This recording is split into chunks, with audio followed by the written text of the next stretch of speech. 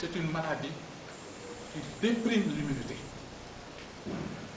Donc, toutes les maladies où il y a une baisse de l'immunité, ces malades-là propagent la tuberculose facilement.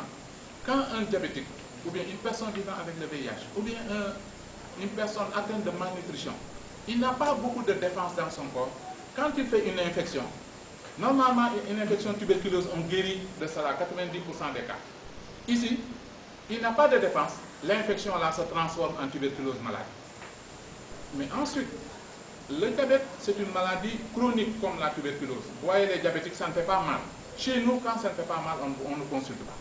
Quand on tousse, ça ne fait pas mal, on ne consulte pas.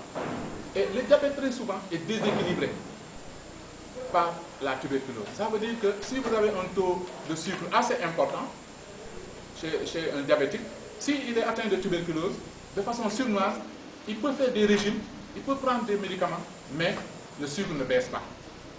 Donc, ensuite, le diabète évolue vers les autres organes. C'est ça le diabète déséquilibré. Donc, vous le savez aussi, les diabétiques font ce qu'on appelle des névralgies. Ça atteint les nerfs. En atteignant les nerfs, si on fait un traitement du diabète, un traitement de la tuberculose, si on ne fait pas attention, ces neuropathies-là, ces brûlures par exemple au niveau de la main de ce malade-là, peuvent augmenter avec ces deux traitements-là. Donc voilà les facteurs qui font que vraiment c'est la baisse de l'immunité chez le diabétique qui explique que les diabétiques aussi sont exposés à la tuberculose, comme les personnes vivant avec le VIH, comme les malnutris, mais aussi comme toutes les personnes qui sont des réfugiés, des personnes qui sont démunies, qui sont exposées à cette maladie-là.